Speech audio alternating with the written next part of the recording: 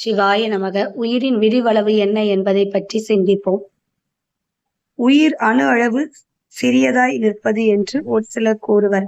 அவ்வாறாயின் மிகச் சிறியதாகிய உயிர் உடம்பில் உள்ள எத்தனையோ துவாரங்களுள் ஏதேனும் ஒன்றன் வழியாக ஓடிவிடாதா என்ற ஐயம் எழும்.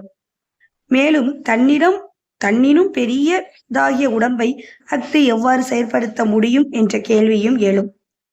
ஒரு சாரர் உயிர் விரிந்து சுருங்கும் தன்மையுடையது என்றும் கூறுவர். விரிந்து சுருங்கும் தன்மை ஜட பொருளுக்கே அன்றி சித்து பொருளுக்கு இல்லை என்பது சைவ சித்தாந்தம். உயிர் உடம்பளவாய் நிறைந்து நிற்குமெனில் அளவால் பெரிய உடம்பினை உடையவர்கள் பேரறிவு உடையவர்களாக இருத்தல் வேண்டும். அவ்வாறும் இருப்பதில்லை.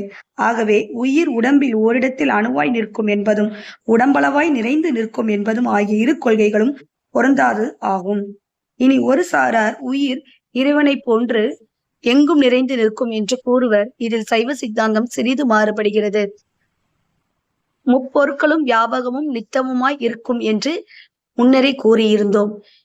உயிர்களும் வியாபகமாய் இருந்தாலும் இறைவனின் வியாபகத்திற்குள் அடங்கிய வியாபகமாக மட்டுமே உயிரானது இருக்கும். சிவாய நமக. திருச்சிற்றம்பலம்.